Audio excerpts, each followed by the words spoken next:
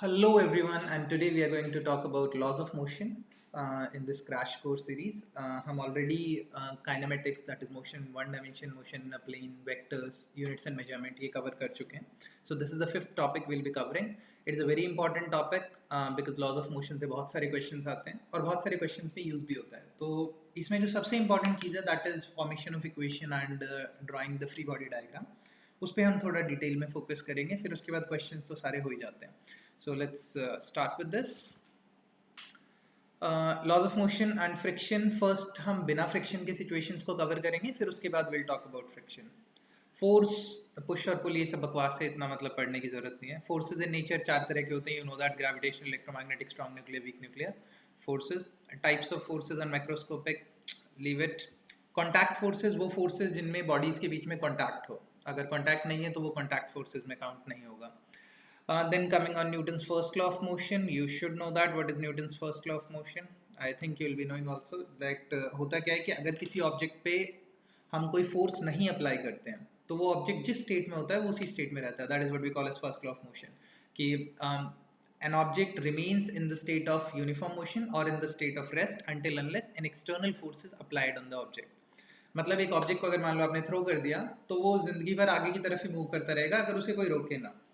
ऐसा होता इसलिए नहीं है, मतलब नॉर्मली जैसे मान लो फ्लोर पे आप किसी चीज़ को पुश कर दो तो ऐसा थोड़ी होता है कि वो हमेशा चलती रहती है. रीज़न बीइंग बिकॉज वहाँ पे एक्सटर्नल फोर्सेस प्रेजेंट होते हैं, जैसे फ्रिक्शन, कई बार एयर ड्रैग होता है और बहुत सारी चीज़ें होती हैं जिसको हम अकाउंटेबल नहीं कंसिडर करते जब हम थियोरेटिकली डिस्कस करते हैं. तो so anyway, this is what we call as first law of motion. सबसे इंपॉर्टेंट चीज़ जो यहाँ पे समझने वाली है that is the momentum and the concept of force using second law of motion. तो उसको समझने की कोशिश करते हैं. Second law of motion is really important. What exactly it is? Let's try to find it out. So we have a condition that, say for example, we have a block. एक block assume कर लेते हैं, इसका मास m है और assume करो ये v velocity से इस तरफ ट्रैवल कर रहा है. तो इसका जो मोमेंटम होगा that you know that will be equal to mass times velocity. जो मोमेंटम की डायरेक्शन होगी यानी p की जो डायरेक्शन होगी वो वही डायरेक्शन होगी जो कि v की डायरेक्शन है. ओके, अब सेकेंड लॉ ऑफ मोशन कहता क्या है कि किसी बॉडी का जो मोमेंटम है उसके चेंज होने का रेट डायरेक्टली प्रोपोर्शनल होगा इस चीज़ पे कि उस पर फोर्स कितना लग रहा है. रेट का क्या मतलब है कि मोमेंटम कितनी जल्दी या कितनी धीरे चेंज हो रहा है. That means we are talking about dp upon dt, rate of change in with momentum with respect to time. ये इस चीज़ के प्रोपोर्शनल होगा कि उस बॉडी के ऊपर एक्सटर्नल फोर्स कितना लग रहा है. That is proportional to F external. Completely proportional. Time एक वेक्टर क्वांटिटी नहीं होती है, सिर्फ मोमेंटम होता है. तो मतलब चेंज इन मोमेंटम की डायरेक्शन वही होगी जो एक्सटर्नल फोर्स की डायरेक्शन. थोड़ा सा इलैबोरेट करने की कोशिश करते हैं. मान लो ये ब्लॉक ए 1 kg का था, 1 किलोग्राम, और फिर ये 10 मीटर पर सेकेंड की स्पीड से जा रहा है और इस पर मैंने एक फोर्स लगाया 10 न्यूटन. जब मैंने इस पर एक फोर्स लगाया 10 न्यूटन तो इस सिस्टम के पास एक एक्सेलरेशन आएगा a, और मान लो थोड़े टाइम बाद इसकी वेलोसिटी कुछ हो गई, लेट्स से 20 मीटर पर सेकेंड, इमेजिन. तो अब इसका मोमेंटम कितना है? तो अब इसका मोमेंटम हो गया 20 मास इनटू वेलोसिटी. पहले इसका मोमेंटम था 10, तो अब हो गया 20 आई कैप, पहले था 10 आई कैप. तो अगर मैं final momentum minus initial momentum लूँ यानी 20 I cap minus 10 I cap, तो रिजल्ट आएगा 10 I cap, which is in the same direction as that of the force. वही डायरेक्शन है आई कैप की. चलो अब उल्टा करते हैं. मान लो कि मैं बॉडी के ऊपर इस तरफ एक फोर्स लगाता हूँ. अब ये 20 से चल रही है, मैंने इस बॉडी के ऊपर इस तरफ एक फोर्स लगाया. अब फाइनली क्या हुआ, ये बॉडी स्लो डाउन होगी जब मैं इधर फोर्स लगा रहा हूँ. तो मान लो अब ये 10 मीटर पर सेकेंड से चलने लगी. अभी भी जा तो इधर ही रही है, मोमेंटम की डायरेक्शन वही है जो पहले थी, सेम है, बस क्या हुआ है स्पीड स्लो डाउन हो गई है. तो अब अगर मैं इसका मोमेंटम कैलकुलेट करूँ तो दैट इज 10. पहले 20 था, तो फाइनल माइनस इनिशियल कितना होगा? 10 I cap minus 20 I cap.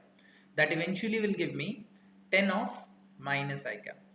You see that the change in momentum has the direction minus I cap. And what is the direction of force? It is also minus I cap. So जो इस पे force लग रहा है उसकी direction change in momentum के direction में ही होगी. मोमेंटम की डायरेक्शन में नहीं, चेंज इन मोमेंटम के डायरेक्शन में होगी. ये बहुत इंपॉर्टेंट टर्म है. लेकिन कितना फोर्स होगा ये कैसे पता चलेगा? तो चेंज इन मोमेंटम जितनी जल्दी तेज होगा, मतलब जितनी जल्दी चेंज होगा उतना ज़्यादा फोर्स होगा, जितनी धीरे चेंज होगा उतना कम फोर्स होगा. इसीलिए कहा जाता है कि मोमेंटम में होने वाले चेंज को अगर मैं टाइम से डिवाइड कर दूं तो मुझे मिल जाएगा कि मोमेंटम में चेंज होने वाले कि मोमेंटम के चेंज होने का रेट क्या है। वो इस चीज़ पे डिपेंड करेगा कि फोर्स कितना लग रहा है, और वेक्टर्स डायरेक्शन रिप्रेजेंट करेंगी, जो चेंज इन मोमेंटम की डायरेक्शन होगी वही फोर्स की डायरेक्शन होगी। ये पूरा कॉन्सेप्ट कहलाता है second law of motion. That is the rate of change in linear momentum is directly proportional to the force applied or external force applied on the system or on the body, जहाँ पे external force की direction वही होगी जो change in momentum की direction. This is what we call second law, conceptually समझने के लिए। बट इसको अगर हम थोड़ा सा अब डिटेल में कवर अप करें तो हम कहते हैं F external is proportional to D P by D T. To remove the proportionality eventually मेरे पास आ जाता है F external is equals to D P by D T. SI system में जो प्रोपोर्शनलिटी कांस्टेंट है that comes out to be as 1, K equal to 1। इसको अगर मैं सॉल्व करूं तो बनेगा F external is equals to D over D T of mass times velocity. अब 90% केस के अंदर मास कांस्टेंट होता है, मतलब जो बॉडी है वो उसी मतलब हमेशा वही मास कंटेन करती है। बट सोचो कुछ केसेस लेते, जैसे मान लो ये बॉटल है, इस बॉटल में मैंने एक छोटा सा होल कर दिया। जब होल कर दिया तो इससे पानी बाहर आना शुरू हो जाएगा। मैं इसको मूव करवा रहा हूँ, जब पानी इससे बाहर आ रहा है तो इफेक्टिवली इसका कंटेंट कम हो रहा है ना, और जब कंटेंट कम हो रहा है तो इसका मास चेंज हो रहा है। तो हम हमेशा नहीं कह सकते कि मास कांस्टेंट है। So that is why in general अगर मैं इसको बात करूँ तो एफ एक्सटर्नल होगा, अगर मैं इसको सॉल्व करूँ तो will come out to be D M by D T times V plus M D V by D T. Product rule first and second. Most of the cases में ये जो D M by D T वाली term है ये vanish हो जाती है, तो मेरे पास M D V by D T बच जाता है। तो हम इसको डायरेक्टली लिख देते हैं एम ए। बट ज़रूरी नहीं है कि ये टर्म हमेशा ज़ीरो ही होगी, एंड दैट इज वाई जो जहाँ पे कहा जाता है कि क्या F external equal to M A is the second law of motion, so that is wrong. ऐसा नहीं है, वहाँ पे एक और टर्म भी इन्वॉल्व होती है जो कि काफ़ी इंपॉर्टेंट है जिसको समझना और जिसको इन्वॉल्व करना। जैसे रॉकेट प्रोपल्शन का केस हो गया, या यही जो भी मैंने आपको एग्जांपल दिया ये केस हो गया। तो इन सारे केसेस के अंदर, और इनफैक्ट एक्चुअल में मास पे फर्क पड़ता है, ऐसा नहीं है कि मास कांस्टेंट रहता है। तो the generalize situation is this and not F external is equals to M A. Although हम जो प्रॉब्लम्स डिस्कस करेंगे उसमें हम मास कांस्टेंट लेके चलेंगे फिलहाल के लिए। So this is what we call as Newton second law of motion. Momentum आपको समझ आई गया क्या है। मूविंग फर्दर, इम्पल्स, ये एक इंपॉर्टेंट टर्म है।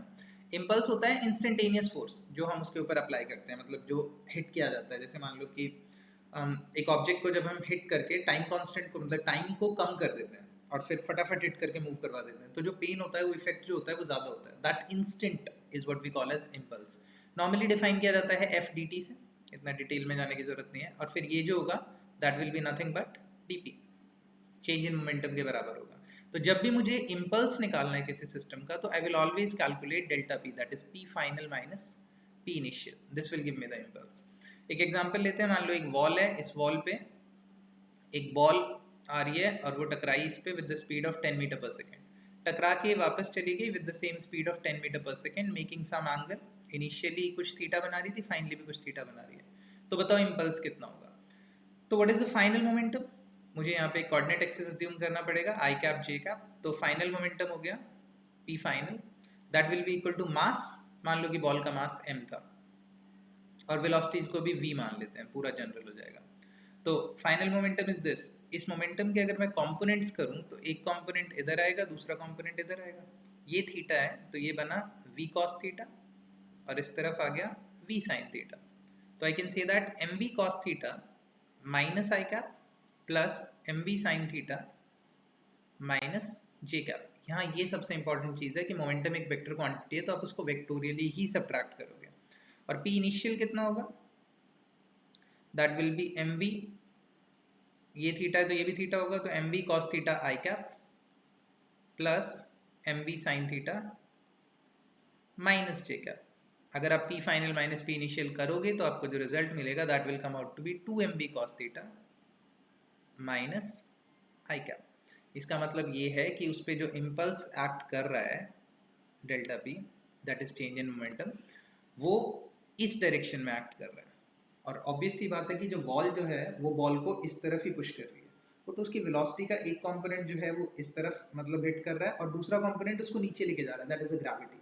सो बॉल को वॉल ने तो इधर ही धक्का दिया था, बट ग्रेविटी उसको नीचे खींचती हुई लेके चली गई, तो that is why it is coming in this particular manner. So this is what we call as impulse. ऐसे ही बहुत सारी सिचुएशंस हो सकती हैं. You can always calculate it using the case of change in momentum.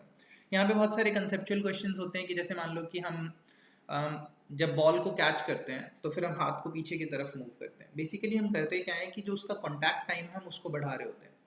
जब हम contact time को बढ़ा देते हैं तो इफेक्टिव फोर्स जो होता है मेरे पास, जैसे मेरे पास यहाँ पे जो सिचुएशन है F delta T is nothing but impulse.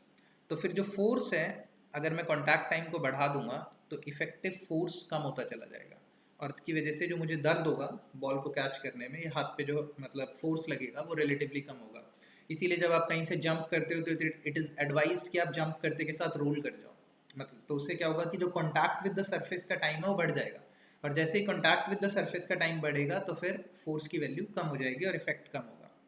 नहीं तो अगर आप एक 10 फीट की बॉल से भी जंप करते हो तो बहुत चांसेस होते हैं कि आप जंप करते ही मान लो खड़े रह जाओ, जैसे मूवीज़ में दिखाते हैं. तो अगर आप खड़े रह गए तो बोन की इतनी स्ट्रेंथ नहीं होती, बोन ब्रेक कर जाएगा. मतलब वहाँ पे जो फोर्स डेवलप होता है वो बहुत ज़्यादा होता है.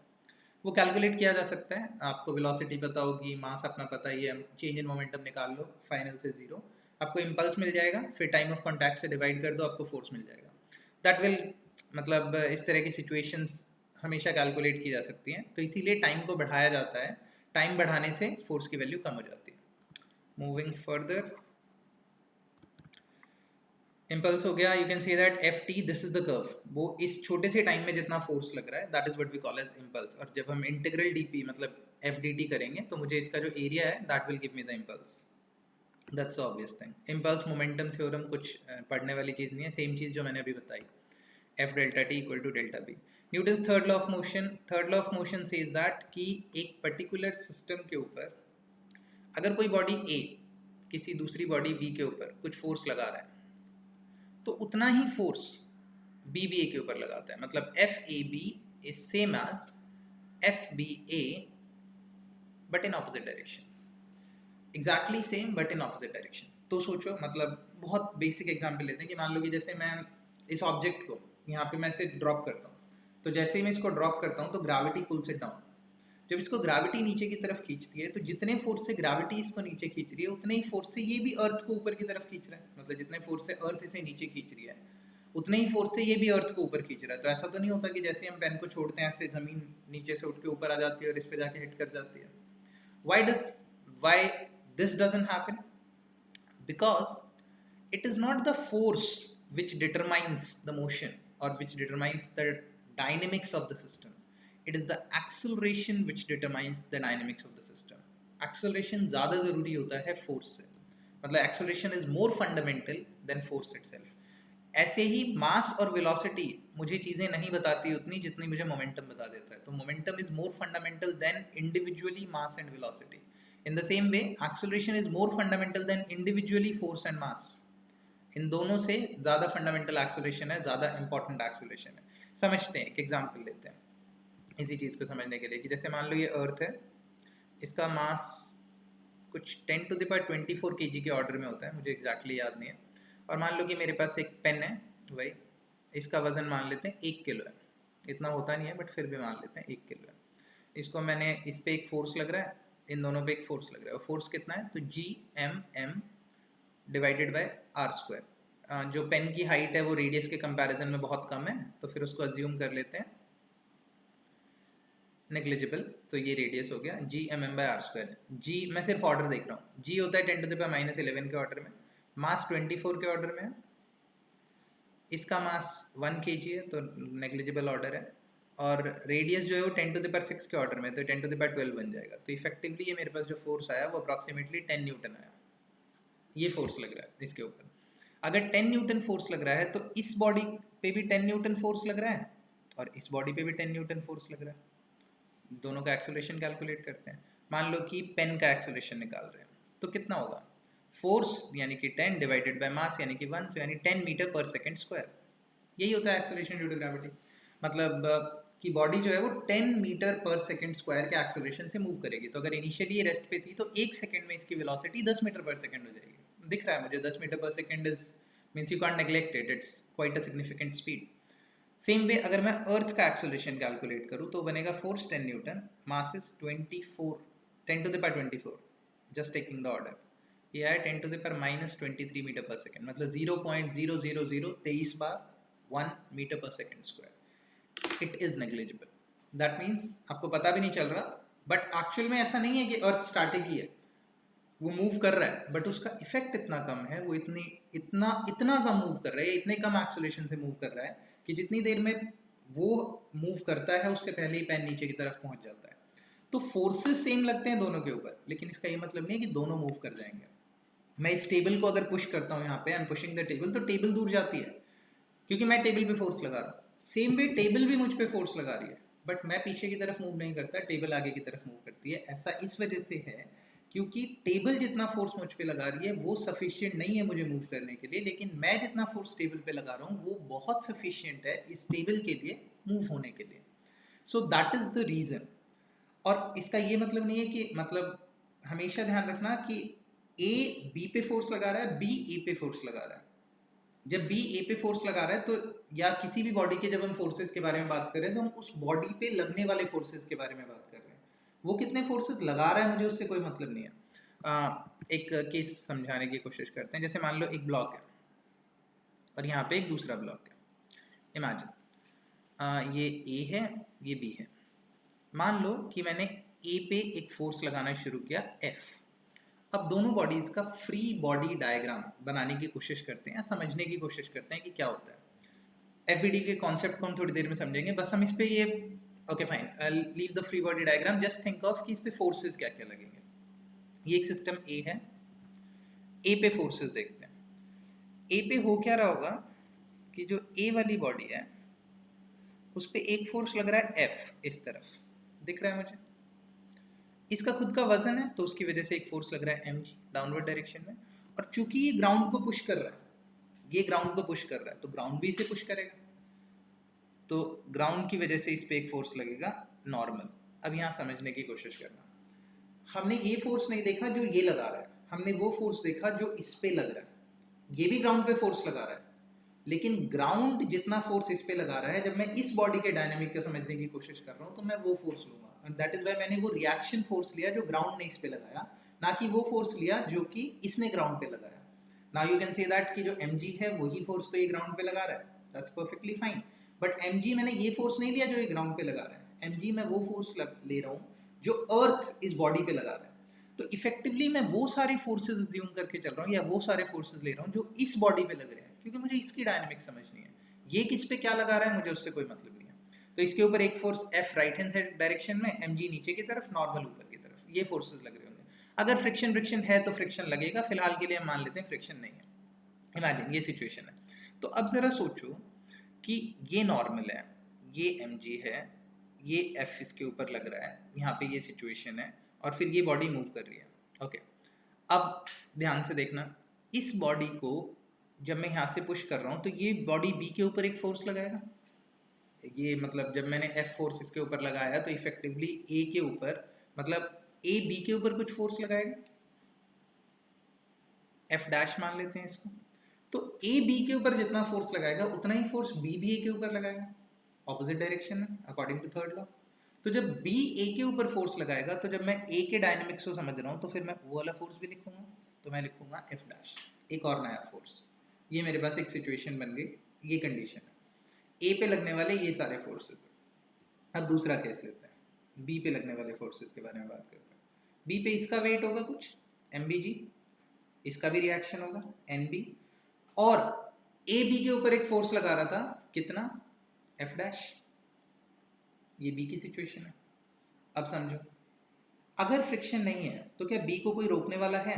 मान लो ये फोर्स और ये फोर्स दोनों एक दूसरे को अपोज भी कर रहे हैं, लेकिन जो एफ डैश है उसको तो कोई कैंसिल करने वाला है ही नहीं, तो ये बॉडी आगे की तरफ मूव करेगी।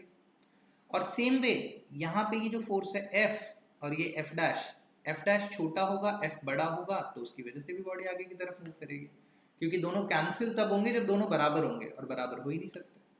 So anyway, we'll talk about this free body diagram and other stuff in a bit.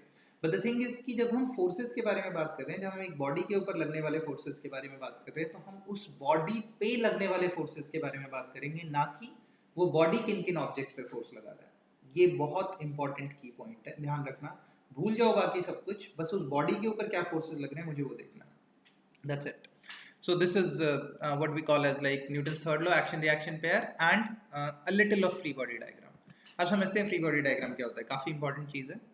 सबसे ज़्यादा इंपॉर्टेंट जो यहाँ पे है वो यही है। ये अगर आपको बनाना आता है तो करते हैं क्या हम इसके अंदर कि किसी एक बॉडी पे लगने वाले सारे फोर्सेस को वेक्टोरियली हम ड्रॉ करते हैं। तो let's try to find it out. जैसे मान लो कि मेरे पास एक ब्लॉक है जिसका मास m है, जो कि एक इंक्लाइन पे रखा हुआ है। ओके, जो कि एक इंक्लाइन पे रखा हुआ है, और ये इंक्लाइन जो है ये स्मूथ है, मतलब इस पर कोई मतलब वो नहीं है, फ्रिक्शन वगैरह नहीं है। तो अब कुछ इसके ऊपर जो m ब्लॉक है इसके ऊपर फोर्सेस निकालने की कोशिश करते हैं। या एक और ब्लॉक ले लेते हैं हम यहाँ पे, मान लो ये कैपिटल M का एक ब्लॉक था और ये भी स्मूथ सरफेस है। दोनों के फ्री बॉडी डायग्राम बनाएंगे हम वन बाय वन। ओके, मैंने शुरू में ही कॉम्प्लिकेट, एनीवे लीव इट। मान लो कि m ये जो फोर्स है इसकी, अब सबसे पहले हम छोटे वाले ब्लॉक की बात करते हैं। इस पे जो फोर्सेस लग रहे हैं mg in the downward direction. अच्छा, ये जो ब्लॉक है ये इस वाले सरफेस को पुश भी कर रहा होगा, तो इस सरफेस इसके ऊपर एक फोर्स लगाएगा n। अब बेस्ट तरीका ये होता है कि सबसे पहले आप एक कोऑर्डिनेट एक्सिस इमेजिन करने की कोशिश करो जहां आपको लगता है कि बॉडी का मोशन हो सकता है। जहां भी आपको लगता है, जरूरी नहीं है कि सबका कोऑर्डिनेट एक्सिस सेम ही होगा। मान लो कि जो m ब्लॉक है यू फील दैट के नीचे की तरफ या ऊपर की तरफ स्लाइड कर सकता है, तो एक कोऑर्डिनेट एक्सिस बनाते हैं 90 डिग्री। ये मेरे पास एक कोऑर्डिनेट एक्सिस हो गया। अब इस पे मैंने जो फोर्सेस बनाए वो क्या क्या है? एक mg नीचे की तरफ है, नॉर्मल इस तरफ है, और कोई फोर्स लग रहा है इसके ऊपर? नहीं, ग्रेविटी डाउनवर्ड ही लगेगी। रिएक्शन मैंने बना दिया और कोई फोर्स इसके ऊपर नहीं लग रहा है। ओके, अब फर्दर समझने की कोशिश करते हैं। इस सिस्टम के ऊपर जितने भी फोर्सेस हैं जो मैंने कोऑर्डिनेट एक्सिस बनाया, उन फोर्सेस में से जो भी एक्सिस पे लाई कर रहा है उसको तो एज इट इज रहने दो, लेकिन जो एक्सिस पे लाई नहीं कर रहा है उसको आप एक्सिस की तरफ उसके कंपोनेंट बना लो। जैसे ये थीटा है तो करस्पॉन्डिंगली ये भी थीटा ही होगा। इसको नीचे बढ़ाओगे, ये 90, ये 90 माइनस थीटा, सो ये थीटा। सो mg का एक कंपोनेंट आया इस तरफ mg cos थीटा, और एक कंपोनेंट आया इस तरफ mg sin थीटा। जैसे ही मैं किसी वेक्टर के कंपोनेंट कर लेता हूँ वो वेक्टर खत्म हो गया, मतलब इस mg का कोई रोल नहीं है। अब मेरे पास जो फोर्सेस हैं वो ये हैं mg cos theta, mg sin theta. These are the forces I have. So ये खत्म, अब मेरे पास ये वाले फोर्सेस हैं। So coming further, mg cos theta, mg sin theta. अब देखो बॉडी ऊपर या नीचे तो नहीं जाएगी, तो नॉर्मल mg cos थीटा को कैंसिल कर देगा, मतलब ये दोनों एक दूसरे को के इक्वल है और वैनिश आउट हो जाएंगे। बॉडी इस तरफ स्लाइड हो रही है, मान लो कुछ एक्सेलरेशन रहा होगा, ये मुझे नहीं पता क्या है। तो अगर बॉडी इस तरफ स्लाइड हो रही है, इसके ऊपर mg sin थीटा फोर्स है, तो जो mg sin थीटा फोर्स है वो अकेला फोर्स ही तो है जो बॉडी को स्लाइड करवा रहा है नीचे की तरफ। तो can't I see that force is equals to ma, यानी कि mg sin theta is equals to m times of a। So a कितना आ जाएगा? g sin theta. मतलब ये system with an acceleration g sin theta इस तरफ move करेगा। ये एक केस है, ये एक एग्जांपल है, ये हमने अभी डिस्कस किया। ऐसा हो सकता था कि मान लो कि इसको, इस ब्लॉक को पीछे से कोई 1 न्यूटन के फोर्स से खींच रहा है, इमेजिन। मतलब ये नीचे की तरफ स्लाइड करने की कोशिश कर रहा है और इसको पीछे से कोई ऐसे होल्ड करके खींचे जा रहा है। तो जब इसको पीछे की तरफ से कोई बॉडी खींच रही है, तो कैन आई सी दैट अब जो अभी भी अगर बॉडी नीचे स्लाइड कर रही है, इमेजिन अभी भी बॉडी अगर नीचे की तरफ स्लाइड कर रही है, तो I can say that mg sin theta बड़ा है, 1 छोटा है, should be equal to ma। इधर 5 लग रहा है, उधर 1 लग रहा है, तो 5 माइनस 1 4, वही 4 तो इसको एक्सेलरेशन प्रोवाइड करेगा। तो mg sin theta minus 1, 5 minus 1 will give me ma। यहाँ से मुझे एक्सेलरेशन मिल जाएगा जो भी है। अच्छा, ऐसा भी हो सकता था कि मुझे नहीं पता कि mg sin थीटा 1 से बड़ा है कि छोटा है। ऐसा भी हो सकता था कि इधर 5 की जगह क्या पता 0.5 लग रहा है और इधर 1 है, तो बॉडी ऊपर जाएगी। कोई बात नहीं, हमने ऐसे माना है, रहने दो, इक्वल टू ma। जो एक्सेलरेशन है वो ऑटोमेटिकली नेगेटिव आ जाएगा। जैसे एक्सेलरेशन नेगेटिव आया, आप समझ जाओगे कि जो डायरेक्शन आपने अज्यूम की थी वो नहीं है, बॉडी उस तरफ जा रही है, मतलब ऑपोजिट डायरेक्शन में मूव कर रही है।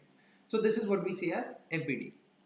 ये इस छोटे वाले ब्लॉक की बात हुई। अब जरा इस बड़े वाले ब्लॉक को कंसीडर करते हैं। Let's try to find it out कि इस बड़े वाले ब्लॉक के साथ क्या होगा। If you have a situation कि मान लो ये बड़े वाला ब्लॉक है, इसका एक छोटा सा पोर्शन बना लेते हैं।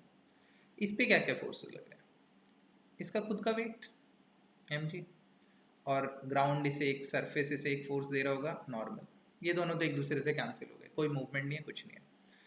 इसने इस वाली बॉडी के ऊपर एक नॉर्मल लगाया था जो कि रिएक्शन फोर्स था, क्योंकि इसके ऊपर एक फोर्स लगा था, तो कोरस्पॉन्डिंगली इसके ऊपर भी तो ये बॉडी, ये जो छोटी वाली बॉडी है, इस पे एक फोर्स लगाएगी, इसको एन डैश बोल देता है। और वो फोर्स कितना होगा, तो जितना फोर्स इसने इस बॉडी के ऊपर लगाया था उतना ही फोर्स ये भी इस बॉडी के ऊपर लगाएगी, मतलब एन जो ये था यहाँ पे। इस एन के दो कंपोनेंट होंगे, एक इस तरफ एक इस तरफ, अगर मैं कोऑर्डिनेट एक्सिस ऐसे बनाता हूँ तो। और फिर इमेजिन कि अगर मान लो कि ये यहाँ पे थीटा बनेगा कोरस्पॉन्डिंगली, तो ये 90 माइनस थीटा होगा, तो एक बना एन कॉस थीटा नीचे की तरफ, और फिर इस तरफ बना N sine theta, N sine theta. अब जो एन कॉस थीटा और एम जी है, ये एन डैश को बैलेंस कर देंगे, N cos theta plus M G will balance N dash. But जो एन साइन थीटा है उसको बैलेंस करने के लिए कुछ नहीं है, सरफेस पे कोई फ्रिक्शन वगैरह कुछ है ही नहीं, तो जब फ्रिक्शन है ही नहीं तो इफेक्टिवली जब ये बॉडी नीचे स्लाइड हो रही होगी ना, तो ये बड़े वाला जो ब्लॉक है ये एन साइन थीटा के फोर्स से मूव कर रहा होगा कुछ एक्सेलरेशन बना के, और ये बॉडी पीछे की तरफ स्लाइड होगी। मतलब ऐसा होता है ना कि दो ऑब्जेक्ट्स हैं, एक ऑब्जेक्ट मतलब ऐसे नीचे की तरफ स्लाइड हो रहा है, तो दूसरा अगर यहाँ पे कोई स्टॉप करने के लिए नहीं है तो ये भी पीछे की तरफ मूव करने लगता है। दैट इज वाई जब मैं इस बॉडी के बारे में बात कर रहा हूँ तो मैं इस पे लगने वाले फोर्सेस देखूंगा, जब मैं इस बॉडी के बारे में बात कर रहा हूँ तो मैं इस पे लगने वाले फोर्सेस देखूंगा।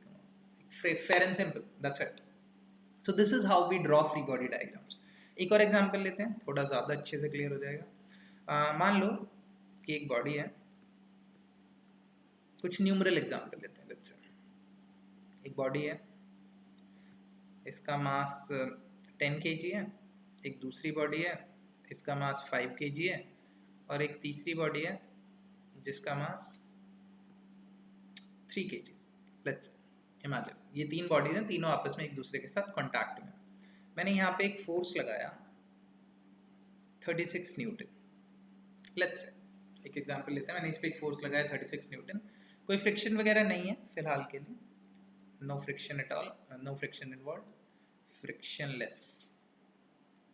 और मुझसे पूछा गया कि ये बताओ कि जो बॉडी ए है, force on B due to A, ये मुझे बताना है, और force on B and C,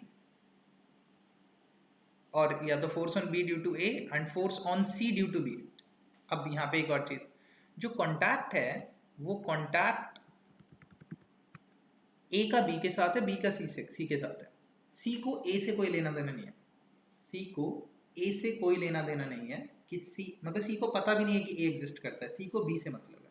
similarly B को ए से मतलब है, और ए को उस 36 न्यूटन और बी से मतलब है, बी को ए और सी दोनों से मतलब है क्योंकि वो दोनों के बीच में। So that is how we are going to do that. A पे देखने लगने वाले फोर्सेस देखते हैं, ट्राई टू फाइंड इट। इस पे नीचे की तरफ एक फोर्स लग रहा होगा 10G, फॉर इंस्टेंट हम G को 10 लेके चलेंगे, और ऊपर की तरफ एक फोर्स लग रहा होगा Na normal due to a reaction, और इसके ऊपर ये 36 न्यूटन का फोर्स लग रहा है, ये ए बी के ऊपर कुछ फोर्स लगा रहा होगा, तो फिर इधर से एक फोर्स आएगा यहाँ पे, इसको हम F1 मान लेते हैं फॉर इंस्टेंट। तो इस पे, और मान लो कि पूरा सिस्टम अब ए एक्सेलरेशन से जा रहा है, ये पूरा सिस्टम सेम ही एक्सेलरेशन से जाएगा, जिस स्पीड से मतलब जिस एक्सेलरेशन से 10 जाएगा उतने से ही 5 जाएगा, उतने से ही 3 जाएगा। मान लो ये पूरा सिस्टम ए एक्सेलरेशन से इस तरफ जा रहा है, इमेजिन। तो अब Na जो है वो 10G को कैंसिल कर देगा, तो इफेक्टिवली ये बन गया 100 10G। नॉर्मल जो लगेगा अर्थ की वजह से, मतलब सरफेस की वजह से, वो 10G हो गया। लेकिन यहाँ 36 लग रहा है, इधर F1 लग रहा है, और बॉडी अभी भी इधर जा रही है, मतलब I can say that 36 minus F1 is nothing but 10 times of A. 36 minus F1 is nothing but 10 times of A. एक इक्वेशन बन गई, छोड़ देते हैं। अब बी पे बात करते हैं। तो बी पे जो फोर्सेस लग रहे हैं वो क्या क्या लग रहे हैं, 5G और ऊपर की तरफ नॉर्मल NB, वो दोनों तो कैंसिल ही कर देंगे, तो 5G NB। अच्छा, बी के ऊपर ए एक फोर्स लगा रहा है, कितना, तो बी के मतलब बी ने ए पे जो फोर्स लगाया था वो था F1, तो सिमिलरली ए भी बी के ऊपर जो फोर्स लगाएगा वो F1 ही होगा। ये बेसिकली एक दूसरे का ही रिएक्शन है, कोई एक दूसरे के ऊपर फोर्स नहीं लगा रहा है, इट्स जस्ट द रिएक्शन। तो इसके ऊपर एक फोर्स लग रहा है इस तरफ F1 बी के ऊपर, और इन द सेम वे इसका ऑपोजिट सी बी के ऊपर एक फोर्स लगा रहा होगा ऑपोजिट डायरेक्शन में, क्योंकि C के ऊपर B एक फोर्स लगा रहा है इस डायरेक्शन में, तो इसको F2 मान लेते हैं।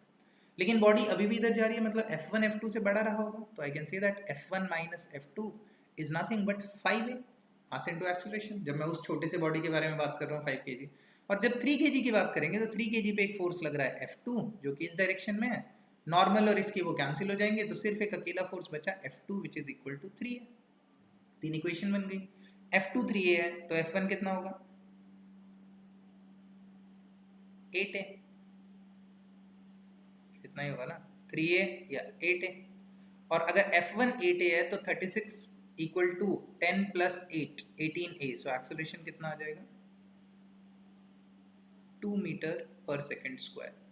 तो F1 कितना आ जाएगा 16 न्यूटन, F2 कितना आ जाएगा 6 न्यूटन। मतलब A जो B के ऊपर फोर्स लगा रहा है वो है 16 न्यूटन इस डायरेक्शन में, और B जो C के ऊपर फोर्स लगा रहा है वो है 6 न्यूटन इस डायरेक्शन में। That's it. सब पे अलग अलग फोर्सेस लग रहे हैं, लेकिन जो एक्सेलरेशन है वो सेम है, कांस्टेंट है, that comes out to be 2 metre पर second square effectively. This is the acceleration on this system. अब एक बार B की डायनामिक समझते हैं। जैसे मान लो ये B है, तो B के ऊपर A जो फोर्स लगा रहा है वो लगा रहा है 16 न्यूटन, लेकिन C भी तो B के ऊपर एक फोर्स लगा रहा है 6 न्यूटन, तो इफेक्टिवली इस पे टोटल फोर्स कितना लग रहा है 10 न्यूटन। एक्सेलरेशन कितना है, और मतलब मास कितना है 5, तो इसका एक्सेलरेशन कितना होगा 10/5 2 मीटर पर second square. You can check, it's the same way जब C पे देखोगे तो सिर्फ इस पे अकेला फोर्स लग रहा है 6 डिवाइडेड बाय 3, यानी इसका मास, एक्सेलरेशन कितना 2 मीटर पर सेकंड स्क्वायर, सब कुछ सेम। इसका एक शॉर्टकट भी है पूरे सिस्टम को समझने का। तो शॉर्टकट क्या है, तो let's try to handle it out with something which can be used. 1 second. Yeah, so how to handle this? यहाँ पे मेरे पास एक ब्लॉक था, यहाँ दूसरा ब्लॉक था, यहाँ तीसरा ब्लॉक था। एक्सेलरेशन होगा force upon total mass. Force is 36, total mass is 18, 10 plus 5 plus 3, acceleration आ गया 2 मीटर पर सेकेंड स्क्वायर। अब इनके बीच में कितना फोर्स लग रहा होगा, तो इस पे जो फोर्स लग रहा होगा, यानी यहाँ पे जो फोर्स लग रहा होगा, उस फोर्स की रिस्पॉन्सिबिलिटी क्या है, ये वाला फोर्स 5 और 3 को आगे की तरफ लेके जा रहा है, और यहाँ पे जो फोर्स लग रहा है वो अकेले 3 को आगे की तरफ लेके जा रहा है। यही हो रहा है ना, इस कॉन्टैक्ट की वजह से 3 आगे जा रहा है, इस कॉन्टैक्ट की वजह से 5 और 3 दोनों आगे जा रहे हैं, और इस 36 की वजह से यानी 36 न्यूटन की वजह से ये तीनों आगे जा रहे हैं। तो यहाँ पे जो फोर्स लग रहा है उसकी रिस्पॉन्सिबिलिटी इन दो मासेस को ले जाने की है। तो बीच यहाँ वाला जो फोर्स होगा वो कितना होगा, रिस्पॉन्सिबल मास यानी 8 into acceleration 2, 16, mass into acceleration 16 Newton.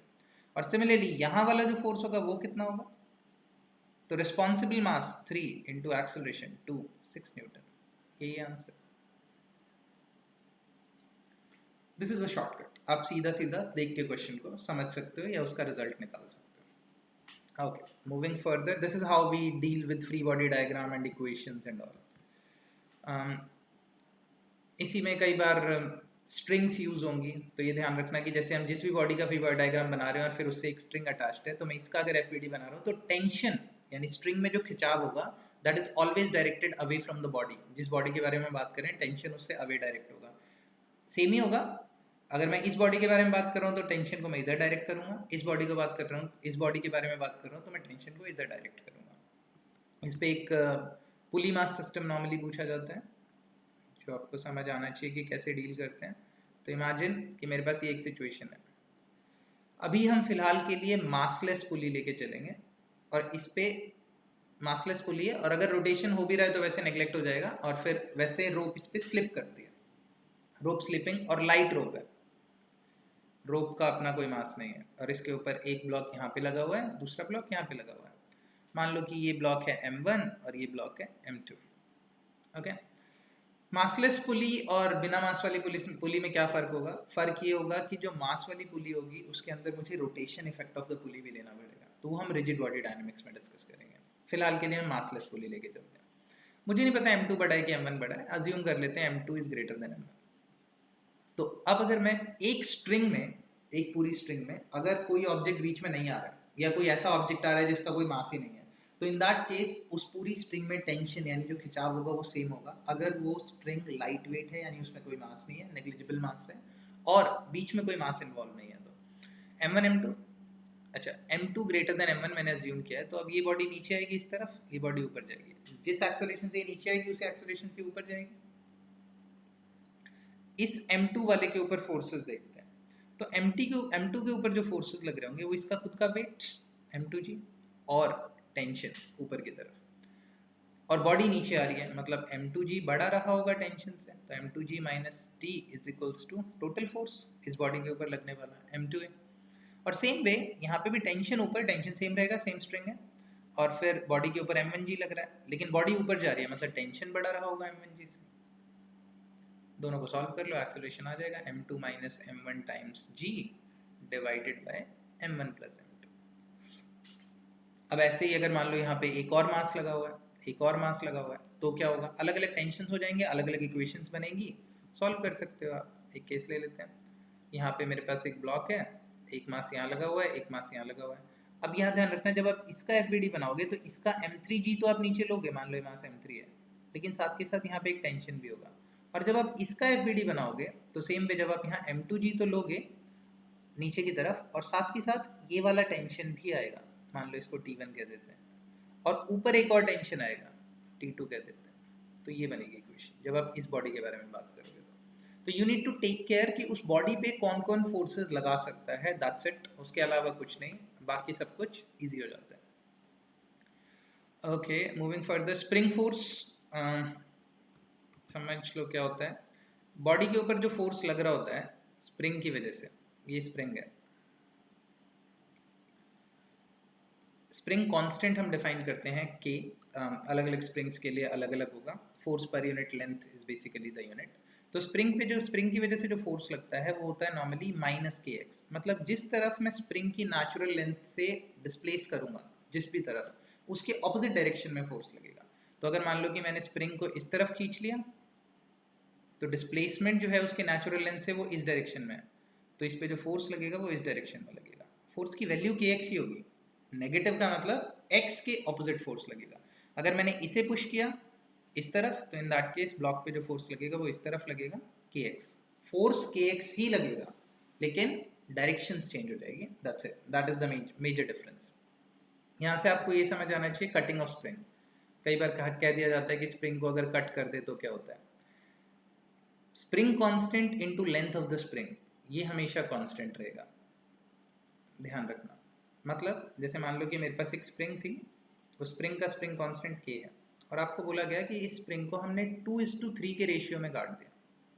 जब इसको आपने 2:3 के रेशियो में काटा, तो रेशियो प्रोपोर्शन को समझने का सबसे आसान तरीका है, अब एक काम करो, इसकी स्प्रिंग लेंथ मान लो L थी, मुझे नहीं पता क्या है, L अज्यूम कर लेते हैं, L थी, तो जो जिस भी रेशियो में काटा है 2:3, तो आप उन दोनों रेशियोज को ऐड कर लो, 2 + 3 दैट इज 5। अब इस स्प्रिंग के 5 बराबर टुकड़े बना लो, हर एक की लेंथ कितनी होगी, L/5, ये तो आसान है, L/5। अब अगर आपको इसको 2:3 में बांटना था, तो 2 टुकड़ों को एक साथ जोड़ दो और बाकी 3 टुकड़ों को एक साथ जोड़ दो, दिस बिकम्स 2:3। तो एक की लेंथ हो गई 2L/5 और दूसरे की लेंथ हो गई 3L/5। अब मैंने क्या कहा, K × L को कांस्टेंट होना है। अब L 2/5 कम हो गया, तो K' कितना होगा, मतलब नया स्प्रिंग कांस्टेंट कितना होगा, 5/2, बिकॉज इसको कांस्टेंट रहना है, तो 5/2 K। और इसके लिए स्प्रिंग कांस्टेंट कितना होगा, 5/3 K, क्योंकि जब आप इसको मल्टीप्लाई करोगे तो देखो ये अभी भी KL ही आ रहा है और यहाँ पे भी KL ही आ रहा है, so KL has to be constant, ये नया स्प्रिंग कांस्टेंट हो गया इसका। इसी में इसको सीरीज में कनेक्ट कर देंगे एंड पैरेलल में कनेक्ट कर देंगे। सीरीज एंड पैरेलल में कनेक्ट करने का क्या मतलब है कि दो स्प्रिंग्स को अगर मैंने ऐसे जोड़ दिया, spring constant K1, spring constant K2, और यहाँ पे मैंने एक ब्लॉक लगा दिया, तो अब इस पे इफेक्टिव स्प्रिंग कांस्टेंट क्या है, तो जब सीरीज में जोड़ा जाता है तो इफेक्टिव कांस्टेंट होता है 1/K series is equals to 1/K1 plus 1/K2 plus, like parallel होता है जैसे रेजिस्टेंस में, सेम उसी तरीके से 1/Kn। ये भी कोई याद रखने की चीज़ नहीं है, आप बेसिक दिमाग ये लगा सकते हो कि मान लो कि उसको मैंने n टुकड़ों में काट दिया, तो हर एक का स्प्रिंग कांस्टेंट कितना होगा, K/n, मतलब जब आपने n टुकड़ों में काट दिया तो हर एक की लेंथ कितनी हो जाएगी L/n, और जब L/n हो जाएगी तो हर एक का स्प्रिंग कांस्टेंट कितना हो जाएगा Nk। अगर आप उन सबको वापस जोड़ो तो इफेक्टिवली k आना चाहिए, तो 1/nk plus 1/nk n times करोगे तो ये n/nk बनना चाहिए, तभी तो कैंसिल होगा, तो इस वजह से ये रिजल्ट आता है 1/k इफेक्टिव। अगर पैरेलल में जोड़ दें तो k effective is equals to k1 plus k2 plus kn, ये होता है नॉर्मली। ये भी पैरेलल कॉम्बिनेशन है, ये कई बार पूछा गया एग्जाम में। ये सीरीज कॉम्बिनेशन नहीं है। क्यों नहीं है? देखो यहाँ पे क्या होता है पैरेलल में, पैरेलल कि इसको मैं जितना मूव करूँगा तो उसके बाद ये दोनों स्प्रिंग्स उतनी ही कंप्रेस होगी और दोनों इसको बाहर की तरफ ही पुश करेंगे। सेम जब मैंने इसको मूव करवाया तो ये स्प्रिंग x कंप्रेस हुई, ये x एक्सटेंड हुई, लेकिन दोनों ये इसको खींच रही है और ये इसको पुश कर रही है, तो इफेक्ट तो सेम ही है ना, जो यहाँ था वही इफेक्ट यहाँ है। तो इफेक्टिवली ये भी पैरेलल कॉम्बिनेशन ही होता है, ना कि series combination. Just remember that. Moving further, spring force is non-impulsive in nature. Fine. If the lower spring is cut and find the acceleration of the blocks. Okay, let's consider this problem. देखते हैं। एक block दिया हुआ है, एक spring है जिसका spring constant है k, मास अटैच किया इसके साथ। एक दूसरी स्प्रिंग है जिसका स्प्रिंग कांस्टेंट है 2k, इसके साथ भी मास अटैच है 2m। क्या कहा कि अब मैंने इसको कट कर दिया। पहले तो ये दोनों नेचुरल लेंथ में नहीं होंगे, इन दोनों की नेचुरल लेंथ अलग अलग होगी। देखो समझो क्या हो रहा है यहाँ पे, इस वाले ब्लॉक के ऊपर जो फोर्स लग रहा है, इस वाले ब्लॉक के ऊपर फोर्स लग रहा है, दैट इज 2mg, और इस वाले स्प्रिंग के ऊपर एक फोर्स लग रहा होगा जिसकी वजह से स्प्रिंग खिंची होगी, मान लेते हैं 2kx, ये ब्लॉक नंबर 2 मान लेते हैं इसको, तो x2, तो ये बनेगा 2kx2 is equals to 2mg, क्योंकि सिस्टम हम फाइनल सिचुएशन की बात कर रहे हैं, कोई मोशन नहीं है, मैंने हैंग करके छोड़ दिया है, आइडियल सिचुएशन है, मतलब अभी ये रेस्ट पे, पूरा स्प्रिंग्स खिंची हुई है क्योंकि मास लगे हुए हैं, लेकिन वो रेस्ट पे है। तो 2kx2 2mg के बराबर होगा तभी रेस्ट पे होगा। सो x2 की वैल्यू आ जाएगी mg/k।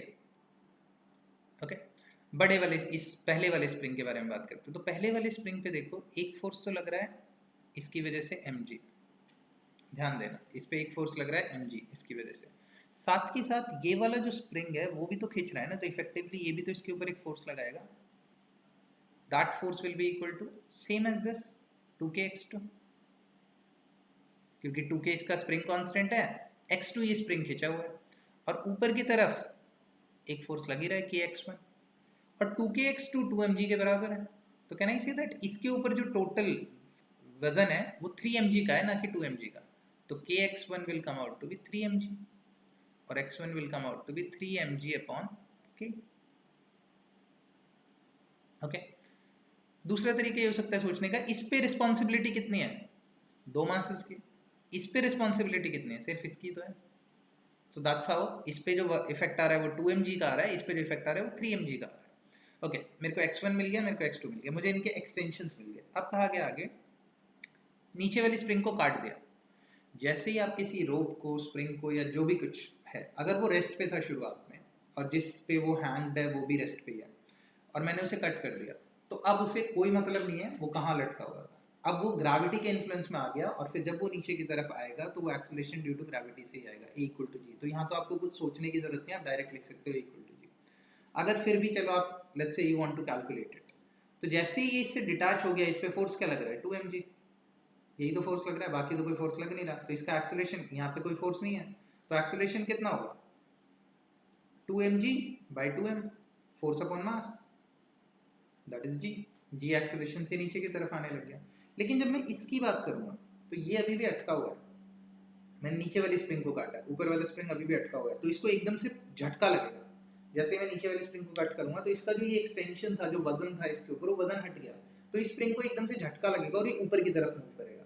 तो इस पे फोर्स क्या लगेगा, kx2 का फोर्स इसे ऊपर खींचेगा, kx1 का मैंने x1 माना था, kx1 का फोर्स इसे ऊपर की तरफ खींचेगा, और इस पे नीचे की तरफ जो फोर्स लग रहा है दैट इज mg, क्योंकि अब ये 2m का इफेक्ट खत्म हो गया, तो फिर kx1 ऊपर की तरफ लग रहा है, mg नीचे की तरफ लग रहा है, क्योंकि नीचे 2m वाला मास तो है ही नहीं। और मैंने अज्यूम किया कि मान लो सिस्टम ऊपर जाता है, तो kx1 बड़ा होगा mg से, kx1 minus mg is equals to ma, क्योंकि मास m है। x1 की वैल्यू मैंने निकाली थी कहीं, 3mg/k, पुट कर दो, minus mg is equals to ma, so a will come out to be 2g। so मतलब जो सिस्टम है, ऊपर वाला जो ब्लॉक है वो एक्सेलरेशन 2g के साथ ऊपर जाएगा।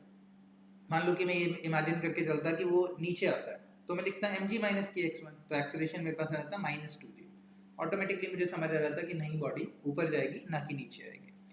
सो this is the case. Newton's laws of motion में बहुत टाइप्स ऑफ प्रॉब्लम्स बन सकते हैं। Motion of bodies in contact, यही मैं आपको समझा चुका कि इस पे इसका फोर्स लगेगा जब मैं इसका एफबीडी बनाऊंगा और इसका एफबीडी बनाऊंगा, that we have discussed. Pulley mass system, again I have already covered this कि टेंशन सेम होगा एंड ऑल। ये वाला केस, चाहे कोई भी केस हो, आप हर एक केस के अंदर सेम चीज़ अप्लाई कर सकते हो। जैसे इसकी बात करते हैं अगर हम, तो यहाँ पे मेरे पास जो मास है, यहाँ पे जो मेरे पास मास है, इसके ऊपर फोर्स लगेगा m1g और ऊपर की तरफ लगेगा नॉर्मल, लेकिन ये दोनों एक दूसरे को कैंसिल कर देंगे, बॉडी ऊपर नीचे मूव नहीं कर रही है। इस पे जो फोर्स लगेगा m2g, इधर लगेगा टेंशन, m2g मान लो बड़ा है टेंशन के रिस्पेक्ट में, तो एक इक्वेशन बन जाएगी m2g minus tension is equals to m2a। और इसकी अगर बात करें तो इस पे ये दोनों तो इधर लग गए, लेकिन एक टेंशन लग रहा है इस तरफ, तो tension is the only force जो इसको आगे की तरफ खींच रहा है, तो tension is equals to m1a। इसको इस पे पुट करो, एक्सेलरेशन आ जाएगा, आपके पास दो इक्वेशन बन जाएंगी, सॉल्व करना है, that's it. Okay, moving further, frame of reference. Okay, frame of reference is the basic thing जो हम काइनेमेटिक्स में भी डिस्कस करते हैं कि हम किस फ्रेम से खड़े होकर उस सिस्टम को एनालाइज करने की कोशिश कर रहे हैं, that is what we call as frame of reference. एक कहलाता है इनर्शियल फ्रेम ऑफ रेफरेंस, एक कहलाता है non inertial frame of reference. जब हम इनर्शियल फ्रेम ऑफ रेफरेंस के बारे में बात करते हैं तो हम कहते हैं कि जिस फ्रेम में हम हैं वो नॉन एक्सेलरेटिंग फ्रेम है, acceleration is zero, that is non accelerating frame. लेकिन जब मैं नॉन इनर्शियल फ्रेम के बारे में बात करता हूँ, मतलब जहाँ से मैं सिस्टम को ऑब्जर्व कर रहा हूँ वहाँ पे एक्सेलरेशन नॉन जीरो है, यानी वो सिस्टम एक्सेलरेट कर रहा है। Non inertial frame of reference में Newton's laws of motion validate नहीं होते हैं, they are not valid. And अगर non inertial frame of reference में Newton's laws of motion valid नहीं होते हैं तो हम फ्री बॉडी डायग्राम नहीं बना सकते, तो हम फोर्सेज अप्लाई नहीं कर सकते, तो हम कुछ नहीं कर सकते।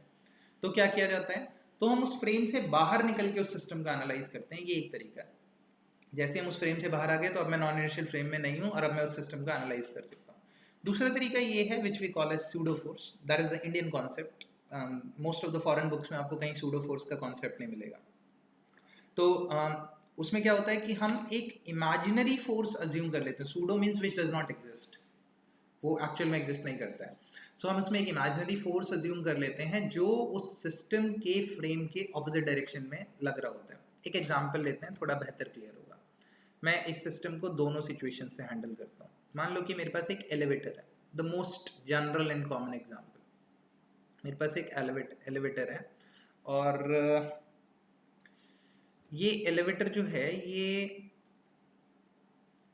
ए एक्सेलरेशन से मूव कर रहा है, लेट्स से ए एक्सेलरेशन से मूव कर रहा है। नंबर्स ले लेते हैं, थोड़ा बेहतर समझ आएगा। 2 मीटर पर सेकेंड स्क्वायर ऊपर की तरफ जा रहा है। यहाँ पे एक पर्सन है, पर्सन ए, जो कि एक वेइंग स्केल पे खड़ा है, और यहाँ पे मैं खड़ा, पर्सन बी। ये पर्सन ए है, ये पर्सन बी है। ओके, लिफ्ट ऊपर की तरफ जा रही है। अब मैंने कहा कि बी को ए का फ्री बॉडी डायग्राम बनाना है, जो बी है उसको ए का फ्री बॉडी डायग्राम बनाना है। मतलब I am the one who is B and I am observing A right now. So when I am observing A, what will I say? I will से ओके, ए के ऊपर जो फोर्सेस लग रहे हैं वो क्या लग रहे हैं? तो ए के ऊपर लगने वाले फोर्सेस हैं mg, यानी ए का मास डाउनवर्ड, और ऊपर की तरफ नॉर्मल, क्योंकि बंदा रेस्ट पे है, मेरे साथ ही खड़ा है लिफ्ट में, तो इफेक्टिवली वो रेस्ट पे है। तो मैं कहूँगा normal is equals to mg। ये मेरे पास एक रिलेशन आया, normal is equals to mg। But आपने अज्यूम किया होगा, मतलब आपने फील किया होगा, जब आप लिफ्ट में ऊपर या नीचे जाते हो तो लिफ्ट स्टार्ट होती है, तो उस केस में यू फील सम वेटलेसनेस या वेट इंक्रीमेंट। तो जो वेइंग स्केल है ना, यहाँ पे ये जो वेइंग स्केल है, ये वेइंग स्केल उसका एक्चुअल वेट नहीं दिखाएगा। वेइंग स्केल नॉर्मल शो करता है, ध्यान रखना, जो नॉर्मल रिएक्शन है। तो मेरे हिसाब से जो वेइंग स्केल है उसको mg शो करना चाहिए, एग्जैक्ट वेट शो करना चाहिए जो उसका है, लेकिन एक्चुअल में वो उसका एग्जैक्ट वेट शो नहीं करता है। दिस इज वन केस जब मैं अंदर खड़ा हूँ। अब मैंने क्या किया, मैंने इमेजिन किया कि अगर मैं बाहर होता तो मैं क्या देखता। तो जब मैं बाहर होता तब मैं क्या ऑब्जर्व करता, तब मैं देखता कि अच्छा ये ए है, वो लिफ्ट के अंदर है, और फिर ए ऊपर जा रहा है क्योंकि लिफ्ट ऊपर जा रही है और ए लिफ्ट में है। जब लिफ्ट ऊपर जा रही है तो ए ऊपर जा रहा है विद दिस एक्सेलरेशन 2 मीटर पर second square. Don't confuse it with speed, ध्यान रखना। अगर कांस्टेंट वेलोसिटी से भी ट्रैवल कर रहा होता ना 2 मीटर पर सेकंड, तो इन दैट केस मतलब वो फ्रेम इनर्शियल ही होता और सब कुछ सही होता। तो ए ऊपर जा रहा है विद एन एक्सेलरेशन 2 मीटर पर सेकंड स्क्वायर। तो अब अगर मैं इसका एफवीडी बनाता तो मैं कहता कि अच्छा ये ए है, और इस ए का एक फोर्स लग रहा है नीचे की तरफ mg और दूसरा फोर्स लग रहा है नॉर्मल, लेकिन ए जो है वो ऊपर जा रहा है विद दिस एक्सेलरेशन 2 मीटर पर सेकंड स्क्वायर। तो अब मैं कहूँगा कि जो नॉर्मल है वो mg से बड़ा रहा होगा, तभी तो बॉडी ऊपर जा रही है। और now I will say it as m into 2 and then I will say normal is nothing but mg plus ma। And now you see that कि नॉर्मल की जो वैल्यू है वो बढ़ गई, मतलब जो उसका वेट वहाँ पे शो हो रहा होगा वो ज़्यादा शो हो रहा होगा, ना कि कम शो हो रहा होगा। ये वो केस है जब मैं बाहर आ गया, मैंने बाहर अजम्पशन ले ली और बाहर से मैं सिस्टम को एनालाइज कर रहा हूँ। ये तो हो गया एक्चुअल तरीका, क्योंकि न्यूटन्स लॉज ऑफ मोशन जब मैं इस फ्रेम के अंदर था तो वहाँ से मैं अप्लाई नहीं कर सकता था। Newton's laws of motion valid ही नहीं होते नॉन इनर्शियल फ्रेम में, तो मुझे इस फ्रेम से बाहर इमेजिन करना पड़ा अपने आप को, और फिर मैंने इस सिचुएशन को हैंडल किया। अब समझते हैं तीसरा तरीका जो कि इंडियन जुगाड़ है, मतलब जो हमारा जुगाड़ है सूडो फोर्स। वो क्या होता है, तो हम फ्रेम के अंदर ही हैं अभी भी, हम फ्रेम के अंदर ही, बंदा अभी भी रेस्ट पे ही है। मैं क्या कहता हूँ, मुझे किसी ने कान में आके बता दिया कि नहीं नहीं ये तुम अभी इस टाइम पे नॉन इनर्शियल फ्रेम में खड़े हो। तो मैंने कहा ठीक है, मैं नॉन इनर्शियल फ्रेम में खड़ा हूँ, तो यहाँ पे मेरे को एक सूडो फोर्स लगाना है। क्या है वो सूडो फोर्स, तो समझो। अब मैं कहूँगा कि जो ए है वो अभी भी रेस्ट पे ही है, और इस पे जो फोर्स लग रहा है वो mg नीचे की तरफ लग रहा है और नॉर्मल ऊपर की तरफ लग रहा है, रेस्ट पे ही है मेरे रिस्पेक्ट में। और मेरे रिस्पेक्ट में वो रेस्ट पे ही है, mg नीचे की तरफ है, नॉर्मल ऊपर की तरफ है। बट चूंकि जिस फ्रेम में मैं हूँ वो फ्रेम खुद एक नॉन इनर्शियल फ्रेम है जो कि ए एक्सेलरेशन से ऊपर जा रहा है, तो उसके opposite it's something like this कि मैंने एक पर्टिकुलर पेपर लिया हाथ में और मूव करवा दिया, तो उसको एक ऑपोजिट डायरेक्शन में फोर्स मिलता है जिसकी वजह से वो रुका रहता है। तो इन द सेम वे मैं कहूँगा कि लिफ्ट ऊपर जा रही है तो उसकी वजह से एक फोर्स नीचे की तरफ लगेगा which is I call as pseudo force, and that force will be equal to mass of the system जिसके बारे में मैं बात कर रहा हूँ, जिसका एफबीडी बना रहा हूँ, into acceleration of the frame. Remember, so अब ये क्या बना, बॉडी रेस्ट पे मेरे रिस्पेक्ट में, तो normal is equals to ma plus mg। Same चीज है, लेकिन बस सोचने का तरीका अलग है। इट्स लाइक एक बॉडी है सर्कल में घूम रही है, तो जैसे ही वो सर्कल में घूम रही है तो एक्सेलरेट कर रही है। अब आप भी सर्कल में अगर घूम रहे हो तो मतलब बेसिकली आप एक्सेलरेट कर रहे हो। तो इफेक्टिवली हो क्या रहा है कि जब उस बॉडी को आप बाहर से देख रहे हो तो आपको सर्कल में घूमती हुई दिखाई दे रही है। आप बाहर खड़े हो तो बॉडी जो है वो नॉन इनर्शियल फ्रेम में, सॉरी आप इनर्शियल फ्रेम में, और आप उसे एनालाइज कर रहे हो, आप जो भी लिखो फोर्सेस वगैरह। अब आप उस बॉडी के ऊपर बैठ गए, अब आप भी सर्कल में घूम रहे हो। जब आप भी सर्कल में घूम रहे हो तो अब वो जो फ्रेम है पूरा जिससे आप उसे देख रहे हो वो फ्रेम नॉन इनर्शियल हो गया, और अब बॉडी सर्कल में घूम रही है, बॉडी आपके रिस्पेक्ट में रेस्ट पे है। तो अब आप उसके हिसाब से फोर्सेस बनाओगे सूडो लगा के। So this is what we call as pseudo force and the concept of inertial and non inertial frame of reference. आप सारे क्वेश्चंस बिना सूडो के भी कर सकते हो, आप सारे क्वेश्चन सूडो के साथ भी कर सकते हो, that is up to you. आपको कौन सा सिस्टम अच्छा लगता है, आप इनर्शियल में आके सॉल्व करना चाहते हो या आप नॉन इनर्शियल में रहते हुए सॉल्व करना चाहते हो। एक एग्जाम्पल लेते हैं इसका, inertial non inertial frame of reference का। Okay, let's try to imagine this situation.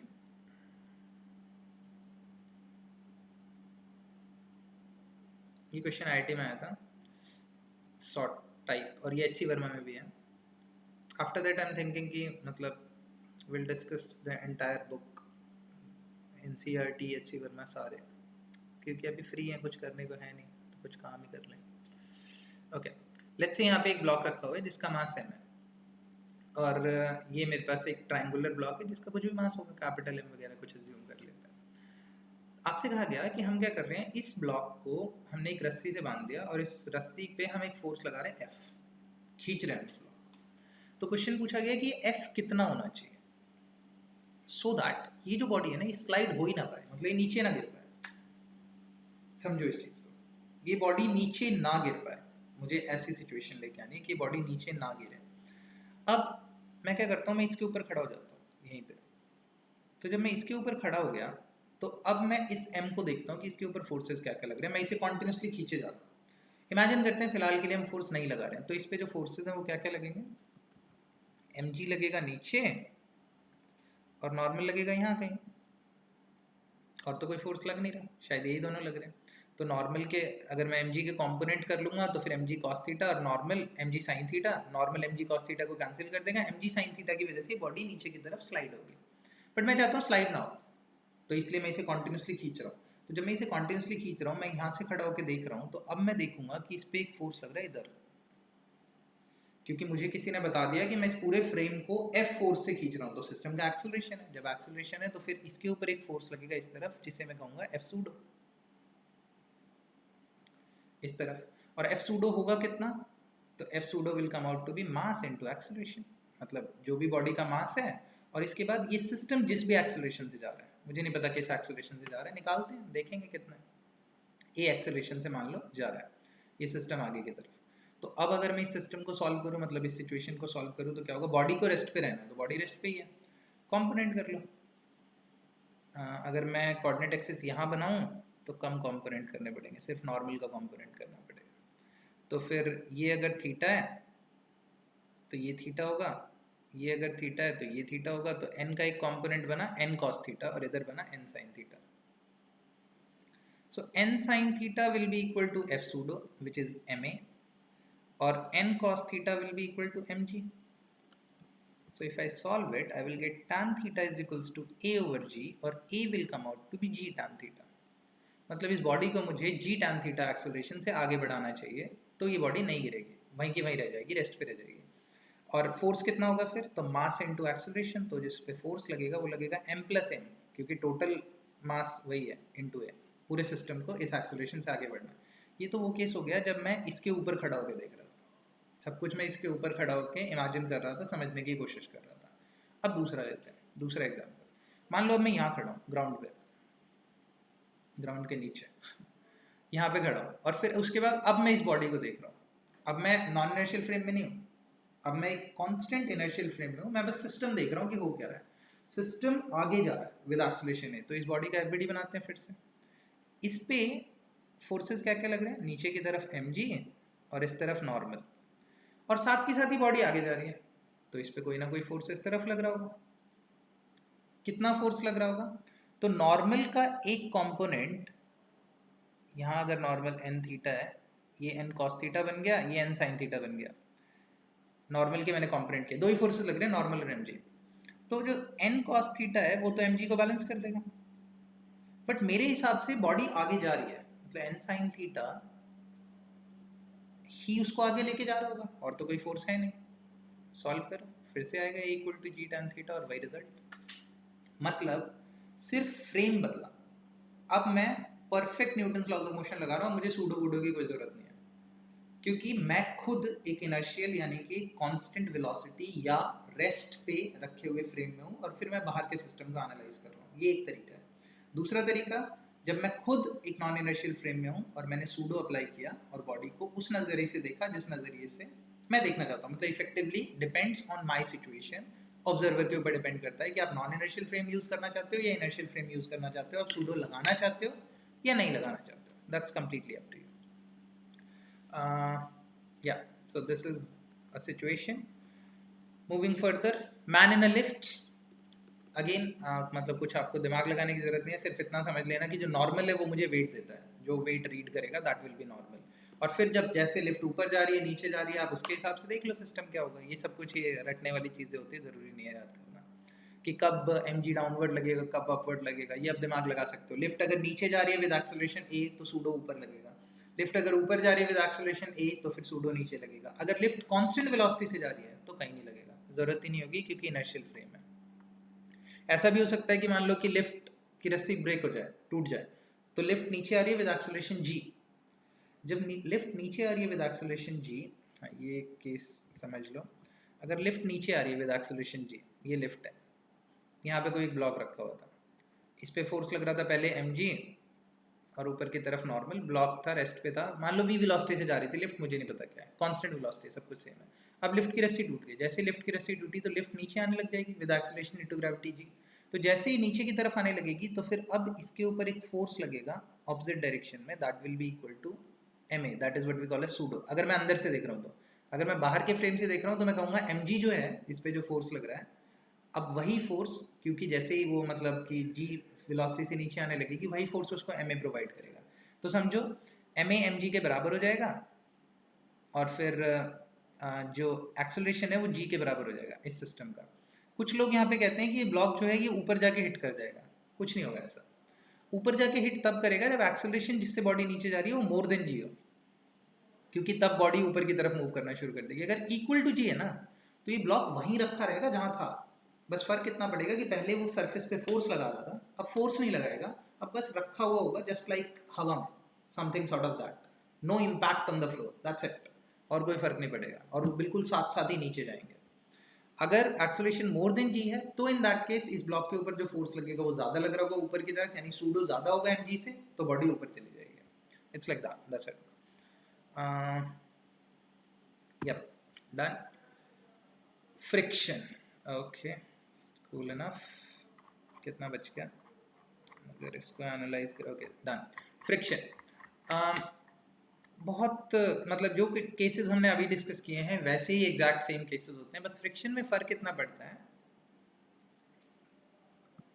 समझना। दो तरह की होती हैं सिचुएशंस, एक कहलाती है स्टैटिक फ्रिक्शन और एक कहलाती है डायनेमिक फ्रिक्शन। अगर बॉडी रेस्ट पे, मान लो कि 10 किलो का एक ऑब्जेक्ट है और फिर मैंने इसके ऊपर एक फोर्स लगाना शुरू किया, मैंने थोड़ा सा फोर्स लगाया, बॉडी मूव नहीं की। तो जब मैंने थोड़ा सा फोर्स लगाया तो जब बॉडी मूव नहीं की, मतलब मेरे फोर्स को, मान लो कि मैंने 1 न्यूटन का फोर्स लगाया, इधर से भी 1 न्यूटन फोर्स आया होगा तभी ये कैंसिल हो गया। जब मैंने 2 न्यूटन लगाया तो भी ये कैंसिल हो गया, इधर से 2 न्यूटन का फोर्स आया। जब मैंने 4 न्यूटन लगाया, 10 न्यूटन से पहले बॉडी मूव नहीं करती, तो जब मैंने 1 लगाया उधर से 1 ही न्यूटन आया, जब मैंने 2 लगाया उधर से 2 न्यूटन आया, जब मैंने 4 लगाया तो उधर से 4 न्यूटन आया। मतलब सरफेस को पता है कि इम्पैक्ट कितना आ रहा है। अगर मैं 4 न्यूटन लगा रहा हूँ तो सरफेस उतना ही रिस्पॉन्ड करेगा जितनी की ज़रूरत है। सोचो मैं यहाँ से 4 न्यूटन फोर्स लगाता और सरफेस 10 न्यूटन लगा सकता है, तो सरफेस कहता है कि नहीं तूने तो 4 ही लगाया, मैं 10 लगाऊंगा। और अगर वो 10 लगाता तो मैं इधर से 4 न्यूटन लगाता, बॉडी एकदम से पीछे जंप कर जाती, बिकॉज 4 इधर है 10 इधर है, तो 6 न्यूटन का फोर्स लग रहा है ना। ये तो पॉसिबल नहीं है ना। मतलब ऐसा अगर होने लग जाए तो डरावना हो कि आपने लैपटॉप को आगे की तरफ धक्का दिया, लैपटॉप पीछे आ गया उड़ के, it doesn't happen. So basically जो सरफेस है वो मेरे रिएक्शन पे रिएक्ट करता है कि कितना फोर्स लगाना है। मैं जितना फोर्स लगाऊंगा उसके रिस्पेक्ट में वो फोर्स लगाएगा। बट अगर मैं अति कर दूं, मतलब I am applying the force at my maximum extent, और सरफेस इतना बेयर नहीं कर सकता है, तो सरफेस एक सर्टेन टाइम पे आके गिव अप कर देगा और फिर वो फोर्स कांस्टेंट लगाना शुरू कर देगा, जो भी उसका फ्रिक्शन होगा। बट शुरू में सरफेस पूरी कोशिश करेगा कि वो ऑब्जेक्ट को मूव ना करने दे। That is what we call as, this is the understanding, basic understanding of friction. तो जब तक ऑब्जेक्ट मूव नहीं करता तब तक जो फ्रिक्शन होता है उसे स्टैटिक फ्रिक्शन कहते हैं। इस टाइम पे सर्फ जो फ्रिक्शन है, फ्रिक्शनल फोर्स है, वो वेरिएबल होता है depending on the applied force. लेकिन जैसे ही सिस्टम मोशन में आ जाता है तो वो डायनेमिक फ्रिक्शन हो जाता है। वो मैक्सिमम पॉइंट जहाँ पे फ्रिक्शन पूरी कोशिश करता है कि बॉडी मूव ना करे, उस टाइम पे फ्रिक्शन लिमिटिंग फोर्स लगाता है। That is what we call as limiting friction. At the verge वो पूरी कोशिश करता है कि सिस्टम मूव ना करे, एंड दैट इज वाई जब मैं फोर्स यानी फ्रिक्शनल फोर्स और अप्लाइड फोर्स के बीच में कर्व बनाऊं तो मेरे पास ग्राफ कुछ ऐसा आता है।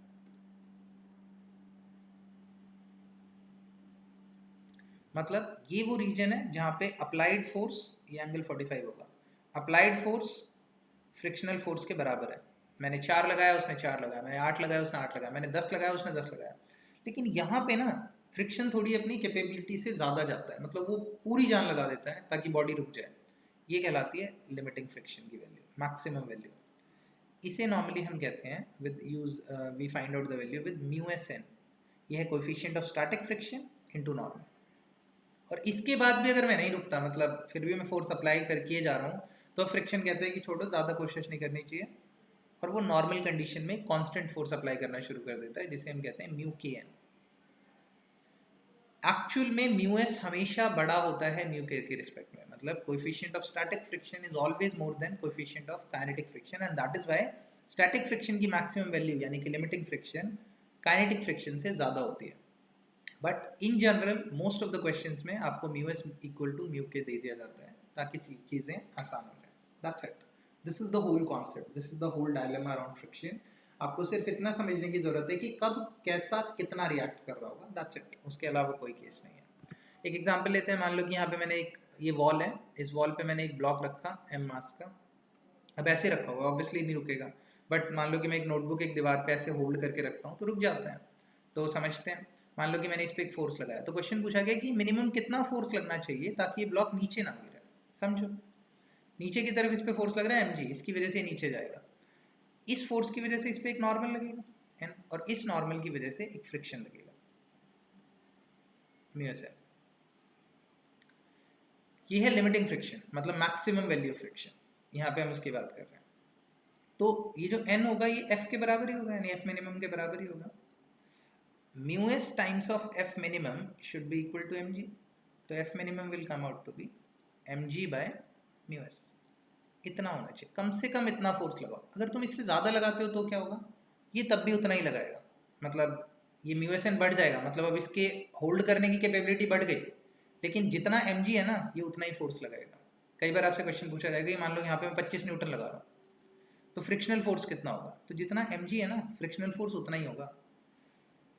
अगर फ्रिक्शन 50 ऑफर कर सकता है और उसे ज़रूरत 10 की है तो 10 ही ऑफर करेगा, 50 ऑफर नहीं करेगा। जस्ट रिमेंबर दिस कॉन्सेप्ट, इससे बहुत कंफ्यूजन होता है। ये म्यू एस एन जो है ना ये मैक्सिमम वैल्यू ऑफ फ्रिक्शन है। इस टाइम पे मेरे से पूछा गया था कि मिनिमम कितना फोर्स लगाना है, तो इसलिए मैंने इसको इसके इक्वेट किया, mg के इक्वेट किया।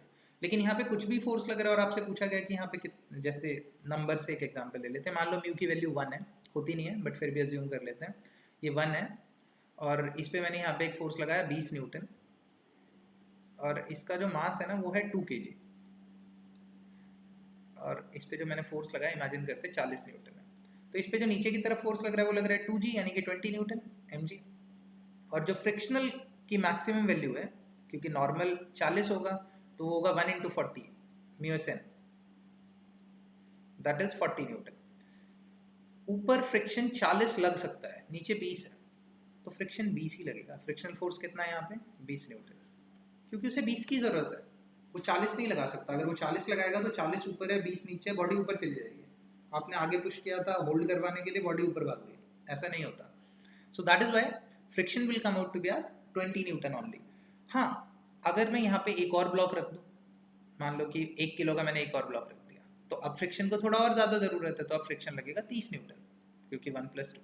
अब मैंने लगा दिया 4, मतलब 1 और किलो का एक और ऑब्जेक्ट रख दिया, तो अब हो गया 40, अब वो बराबर लगेगा, दैट मीन्स मैक्सिमम। अब मैं उसके ऊपर एक और ब्लॉक रख देता हूँ 1 किलो का, अब वो होल्ड नहीं कर सकता, तो बॉडी नीचे गिर जाएगी, या तो मुझे ये फोर्स बढ़ाना पड़ेगा। That's it, this is what we call as the concept of friction. तो अब जितने भी क्वेश्चंस हम वैसे डिस्कस कर रहे हैं उन सब में फ्रिक्शन भी आ जाएगा, that is the only variation. This is the graph which I discussed. एक टर्म होती है जिसे हम कहते हैं एंगल ऑफ रिपोज, पता होना चाहिए आपको, कि जैसे मान लो कि मेरे पास एक इंक्लाइन है, तो वो एंगल ऑफ इंक्लाइन जहाँ पे बॉडी जस्ट, जैसे इमेजिन लाइक कि मेरे पास ये एक सरफेस था, इस सरफेस पे मैंने एक फ़ोन ये मतलब ऑब्जेक्ट रखा, अब मैं इस सरफेस को ऐसे इंक्लाइन करता जा रहा हूँ, तो जब मैं इंक्लाइन करता जा रहा हूँ तो एक टाइम आएगा ना जहाँ पे फ़ोन नीचे स्लाइड होना शुरू हो जाएगा, तो वो पॉइंट जहाँ पे वो फ़ोन नीचे, या मतलब वो जो ऑब्जेक्ट है वो नीचे स्लाइड होने लग जाए, तो उस टाइम पे फ्रिक्शन पूरी कोशिश करेगा इसे रोकने की, तो यानी उस टाइम पे फ्रिक्शन अपने मैक्सिमम वैल्यू पे होगा, नॉर्मल। हाँ, यानी कि यहाँ पे फ्रिक्शन अपने वर्ज पे होगा, वर्ज कितना है म्यू एस है, नीचे की तरफ फोर्स कितना लगेगा mg sin थीटा, इधर कितना है mg cos थीटा, तो अब ना normal is equals to mg cos theta, और mu S N should balance mg sin theta, तभी बॉडी रेस्ट करेगी। अभी तक वर्ज ऑफ मोशन में है, मतलब मूव की नहीं है, तो अगर आप दोनों को डिवाइड करोगे तो tan थीटा की वैल्यू आ जाएगी mu S N, mu S. ये जो थीटा है ना इसे एंगल ऑफ रिपोज कहा जाता है, इसे ही एंगल ऑफ फ्रिक्शन भी कहते हैं। एंगल ऑफ फ्रिक्शन वो फोर्स होता है जहाँ पे नेट कॉन्टैक्ट फोर्स के बारे में बात होती है। ये नॉर्मल रिएक्शन है, मान लो कि मैंने यहाँ पे एक फोर्स अप्लाई किया था, ये फ्रिक्शन है, तो फ्रिक्शन और नॉर्मल के बीच में जो फोर्स लगता है इसे एफ नेट कॉन्टैक्ट फोर्स कहते हैं, क्योंकि नॉर्मल और फ्रिक्शन यही दोनों कॉन्टैक्ट फोर्स है। ये जो एंगल होता है इसे एंगल ऑफ फ्रिक्शन कहा जाता है, और अल्फा थीटा के बराबर होता है, तो ये भी सेम ही होता है F contact. This is the net friction force. और अगर आप इस पे पुल करते हो ऑब्जेक्ट को, इस पे मूव करवाते हो तो मिनिमम फोर्स लगता है। खैर वो सब निकालने वाली बात है, वो आप निकाल सकते हो डिफरेंट सिचुएशंस में। Dependent motion of connected bodies, इसे कंस्ट्रेंट मोशन कहते हैं। इसमें क्या होता है कि एक जो सिस्टम है वो दूसरे के ऊपर डिपेंड कर रहा होता है, कि उसके मोशन के ऊपर डिपेंड कर रहा होता है। ये वाला एग्जांपल बाद में लेंगे, पहले इसको समझो। जैसे मान लो कि मेरे पास ये एक सिस्टम है, यहाँ पे एक ब्लॉक है, यहाँ पे एक पुली है, यहाँ एक दूसरी पुली है, और यहाँ पे ये ऐसे रखा हुआ है, यहाँ पे ये ऐसे अटैच्ड है, और इस पुली से एक मास अटैच्ड है। मान लो कि ये मास 2m है और ये मास m है। ये टेबल है, एक पुली ये है और एक पुली ये है। ओके, यहाँ समझो, जब ये पुली नीचे की तरफ मूव करेगी, ये पुली नीचे की तरफ मूव करेगी, तो ये जो स्ट्रिंग है ये दोनों तरफ से खींच रही है, समझना। इस पे अगर टेंशन T होगा ना, इस पे अगर टेंशन T होगा तो यहाँ जो टेंशन होगा that will B T/2 effectively, क्योंकि वो वैनिश आउट होगा। लेट्स थोड़ा सा समझते हैं। मान लो कि ये जो है ये x आगे आया, लेट्स से ये x आगे आया, तो मतलब x लेंथ की रोप रिलीज हुई। जब x लेंथ की रोप रिलीज हुई तो ये x लेंथ की पूरी रोप यहाँ आ जाएगी। जैसे ये x लेंथ की एक्स्ट्रा रोप यहाँ आई तो फिर ये पुली के ऊपर, पुली ने इसको मूव करवा दिया, मतलब वो जो पुली है वो नीचे की तरफ मूव कर जाएगी। ये पुली थी, इसको x लेंथ की रोप मिली एक्स्ट्रा, तो जैसे ही इसको x लेंथ की रोप मिली तो ये पुली नीचे की तरफ शिफ्ट होगी। लेकिन ये कितना नीचे की तरफ शिफ्ट होगी? x लेंथ की एक्स्ट्रा पुली मिली है इसे, ये x लेंथ है, तो ये जो पुली है ये तो x/2 ही शिफ्ट होगी ना। x/2 इधर चली गई, x/2 इधर चली गई, क्योंकि ये रोप दोनों तरफ रन कर गई इसके। x/2 इस साइड आ गई, x/2 इस साइड आ गई, तो मतलब अगर ये बॉडी a एक्सेलरेशन से आगे आ रही होगी तो ये बॉडी a/2 एक्सेलरेशन से आगे आएगी, मतलब नीचे की तरफ आएगी। ये बॉडी 2a एक्सेलरेशन से आ रही होगी तो ये बॉडी a एक्सेलरेशन से जाएगी। अब यहाँ पे एक्सेलरेशन इनटू टेंशन जो होगी वो कांस्टेंट होगा। तो अगर इसका एक्सेलरेशन हाफ है तो इसका टेंशन t होगा। यहाँ पे अगर इसका टेंशन, यहाँ पे एक्सेलरेशन a है तो यहाँ पे इसका जो टेंशन होगा दैट विल बी T/2। ये सिचुएशन बनेगी मेरे पास। तो अगर मैं इसकी बात करूँ, इस सिचुएशन को मतलब इसको हैंडल करूँ, तो मैं यहाँ लिखूंगा T/2 विल प्रोवाइड 2ma, क्योंकि इधर की तरफ एक फोर्स लग रहा है T/2 और फिर ये प्रोवाइड करेगा 2 टाइम्स ऑफ मास जो कि 2m दिया हुआ है इनटू एक्सेलरेशन। एक इक्वेशन हॉरिजॉन्टल, वर्टिकल वाली तो कैंसिल हो जाएगी। इसकी बात करें तो इस पे जो फोर्स लग रहा है दैट इज mg डाउनवर्ड, ऊपर की तरफ tension, so mg minus tension is equals to m, but इसका एक्सेलरेशन मैं लिखूंगा a/2, क्योंकि a/2 एक्सेलरेशन से नीचे आ रहा है। दोनों को सॉल्व कर लो, आपको a मिल जाएगा। a इसका एक्सेलरेशन है, a/2 इसका एक्सेलरेशन है। इसे कंस्ट्रेंट सिस्टम कहते हैं, कंस्ट्रेंट मोशन। यहाँ देखो ये एक एग्जांपल जो इन्होंने दिया हुआ है, ये एक पुली है, मतलब सॉरी ये एक मास है, पुली के ऊपर रन थ्रू कर रहा है, यहाँ पे एक दूसरी पुली है, मूव कर रहा है, जो भी कनेक्शंस है। अब मैं इसको यहाँ से नीचे ऐसे खींच रहा हूँ, तो ये जो पुली है यहाँ पे इसके साथ ये पुली के सेंटर पे अटैच है, तो यहाँ से अगर x लेंथ रिलीज होगी तो यहाँ पे इसको ये x/2 ही नीचे मिलेगा। मतलब अगर ये सिस्टम a एक्सेलरेशन से जा रहा होगा तो करस्पॉन्डिंगली ये वाला जो सिस्टम होगा ये ट्वाइस ऑफ a एक्सेलरेशन से जाएगा। ऊपर जाए नीचे जाए वो एक डिफरेंट केस है, बट ये ट्वाइस ऑफ एक्सेलरेशन से नीचे या ऊपर की तरफ जा रहा होगा। तो जो a1 है वो ट्वाइस ऑफ a2 है, a1 जो है that is twice of a2। और सेम वे यहाँ पे जो टेंशन होगी वो डबल होगी इसके रिस्पेक्ट में, क्योंकि इस पे इन दोनों का इफेक्ट आ रहा है।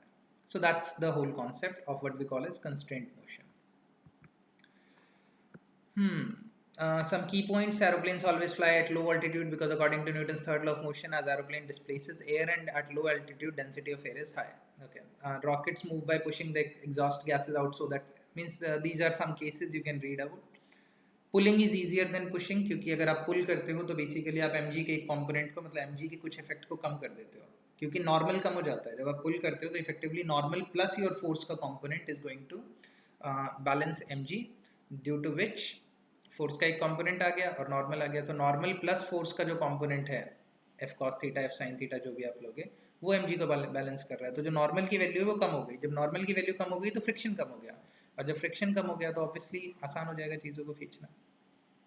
Walking on ice one should take small steps, this is because smaller steps increase the normal, जिसकी वजह से फ्रिक्शन बढ़ जाता है। क्योंकि जब आप स्मॉल स्टेप लोगे तो नॉर्मल रिएक्शन, नॉर्मल का इफेक्ट बढ़ जाएगा। जब आप मतलब पैर को ज़्यादा ओपन करते हो या मतलब स्टेप्स बड़े लेते हो तो in that case angle change हो जाता है, जिसकी वजह से नॉर्मल कम हो जाता है. A man in a closed cabin falling freely does not experience gravity as inertial and gravitational mass have equivalence. A man is in a closed cabin falling freely does not experience gravity. हाँ, वो weightlessness feel करेगा क्योंकि mg मतलब वो g से fall कर रहा है as inertial and gravitational mass have equivalence. That's the case. Total मतलब उसके ऊपर gravitational mass act करेगा. Okay, so these were some cases of laws of motion, Newton's laws of motion. Hope you understood it.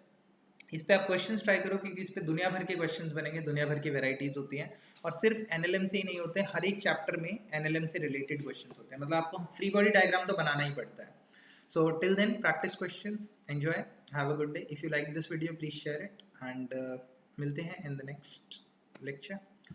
Bye bye.